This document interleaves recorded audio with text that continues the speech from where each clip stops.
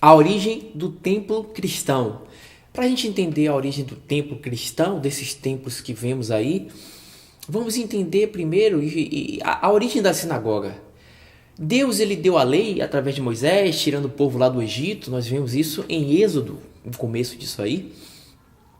E o povo, naquele tempo, quando eles foram aquela caminhada, né, de 40 anos no deserto e tal, indo para a terra prometida, que mana leite e mel e tal, depois a nova geração entrou com Josué, daquela geração que estava no Egito só entrou Josué e Caleb, o que a gente que estuda um pouco já está cansado de ouvir.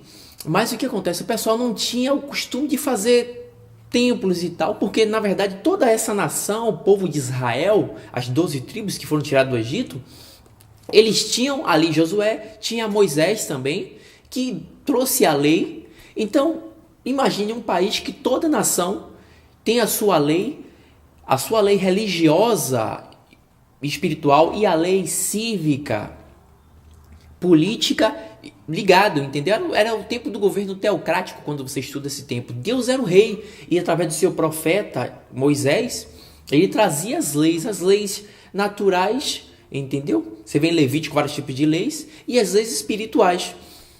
Então o pessoal passou a ter o costume de estudar as leis e tal, como vimos em Deuteronômio. Eu vou ler aqui Deuteronômio, capítulo 11, a partir do versículo 18. Olha o que Deus diz aqui, ó. Ponde, pois, essas minhas palavras no vosso coração e na vossa alma. Atai-as por sinal na vossa mão. Ele fala aqui dos filactérios que o pessoal começou a fazer. Para que estejam defronte dos seus olhos. As tiras de couro que eles enrolavam na mão. Tinha as caixinhas que prendia e eles... No couro estava escrito toda a lei. Ele acordava vindo a ler ali e memorizava. Para seja por sinal...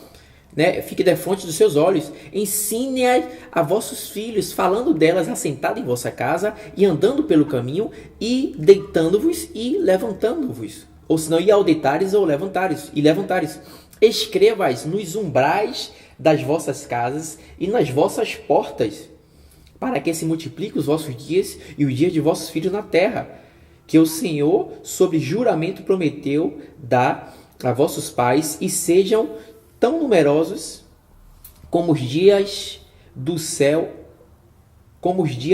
acima da terra.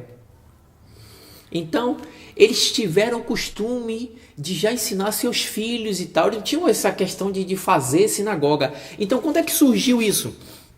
Essa questão de sinagoga. O povo, houve gerações que paravam o pessoal, muitos se desviavam do caminho do Senhor, começavam a adorar outros deuses e tal. Essa história que a gente conhece, quem lê o Antigo Testamento todo vê sempre isso, o pessoal correndo atrás de outros deuses. E houve momentos na história de Moisés e depois Josué e etc., na história do Antigo Testamento, que surgiram gerações que não conheciam o Senhor, o Deus de Israel, o Eterno de Israel.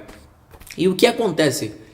Eles, como não conheciam nem o fator histórico, a obra que Deus fez, daquela questão de o mar se abrir e tal, eles começavam a viver a vida normal e adorando, obviamente, outros deuses. Como vemos aqui em Josué, em Juízes, no capítulo 2, a partir do versículo 8, diz assim: faleceu Josué, filho de Num, servo do Senhor, com a idade de 110 anos. Sepultaram-no no limite da sua herança em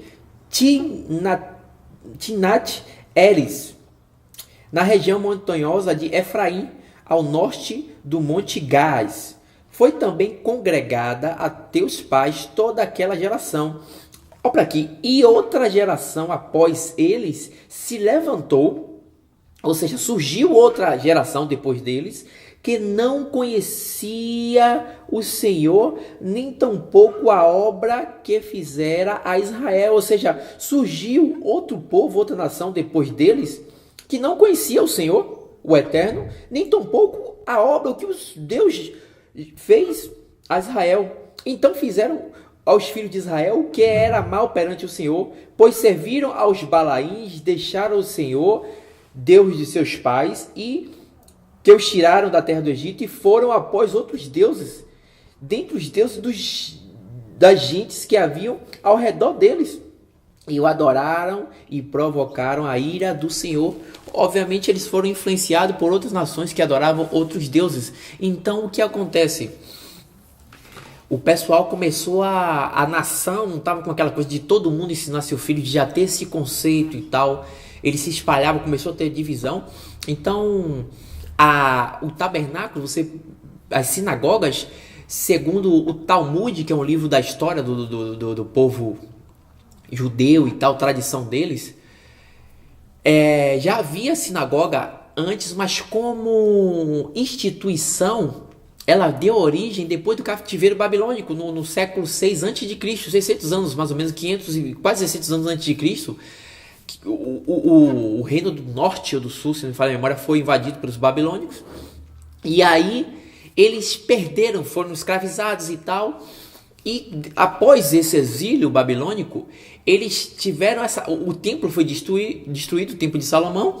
Então eles queriam voltar a estudar a lei e ensinar os jovens, as crianças a lei. Então eles criaram as sinagogas. A palavra grega sinagoga, a criação foi da palavra hebraica que me faltou a memória. Sinagoga já é uma palavra grega que significa casa de assembleia, ou senão casa de congregação. Na Bíblia, ela usa essa palavra. No Novo Testamento você vê sinagoga tanto para juntamento de pessoas. Houve uma sinagoga e tal, e o contexto mostra que eram pessoas que estavam ali. E também tem sinagoga no sentido de uma casa onde eles estavam ali reunidos, entendeu? Então era casa de ajuntamento de pessoas ou congregação.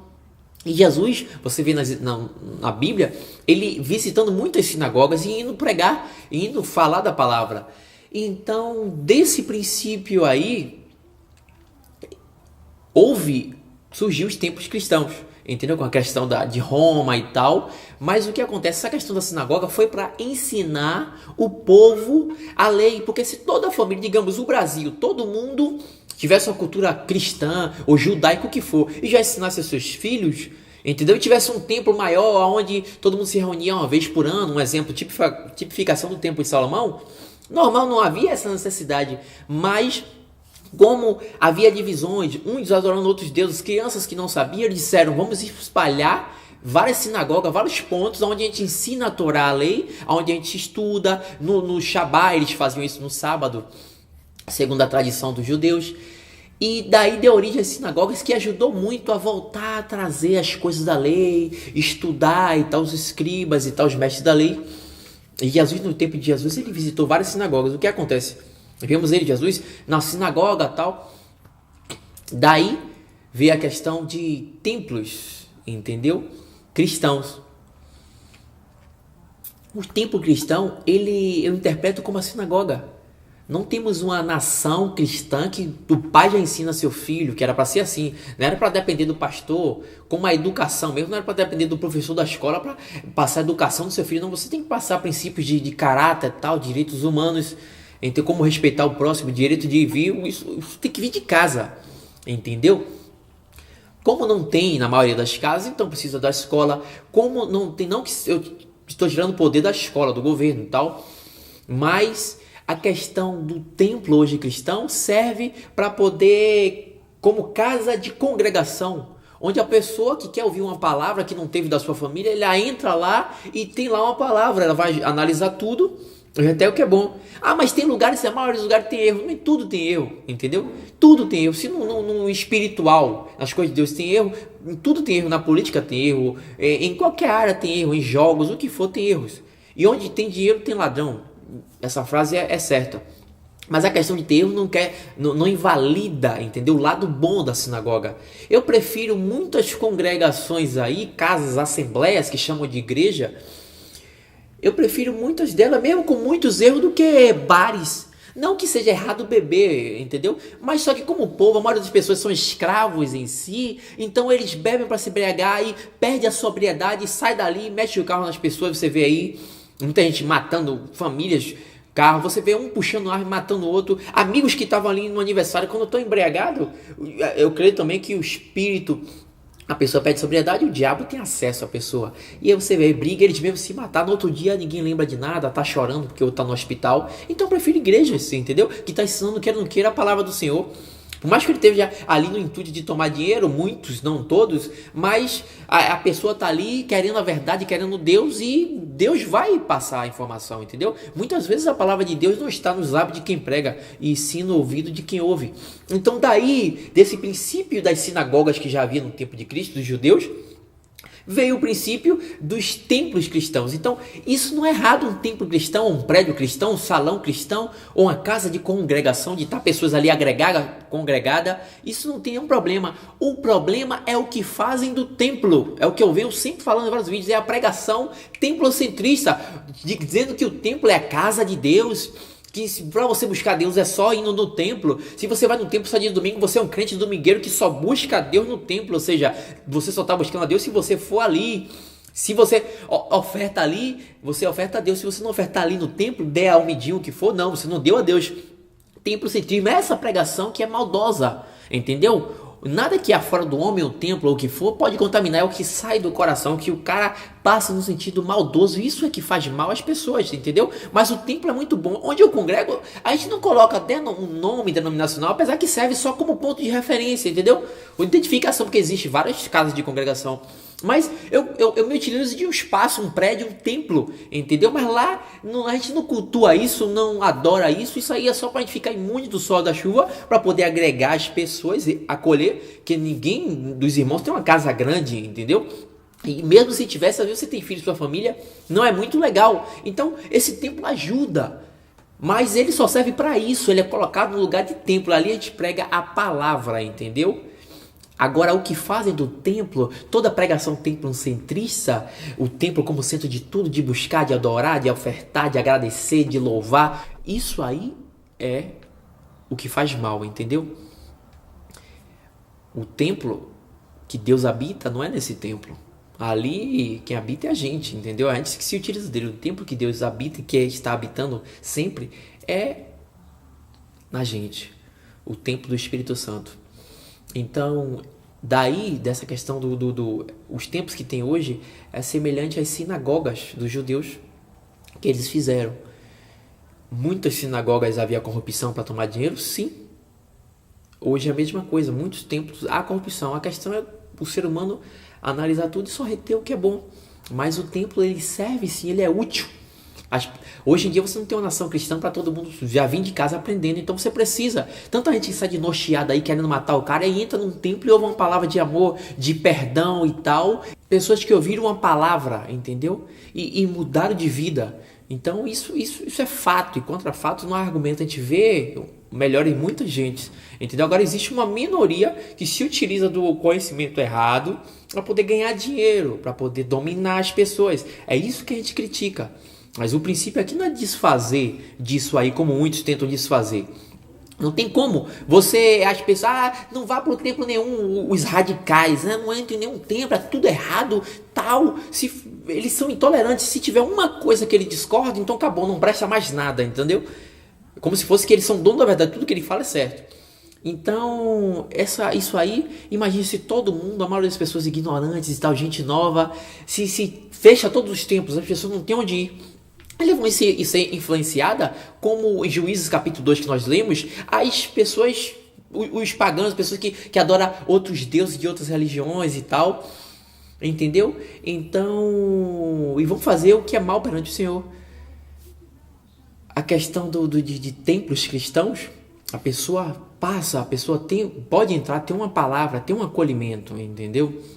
Agora tem erro, e a gente está combatendo sempre esse erro, alertando a mente de pessoas que estão dando seu dinheiro achando que é para Deus, que estão fazendo um sacrifício e acabando com a vida, que estão sendo dominadas por homens. É isso que a gente tenta pregar e abrir a mente deles, mas não desfazer de templo, entendeu? De pessoas que estão na linha de frente ali, passando o conhecimento.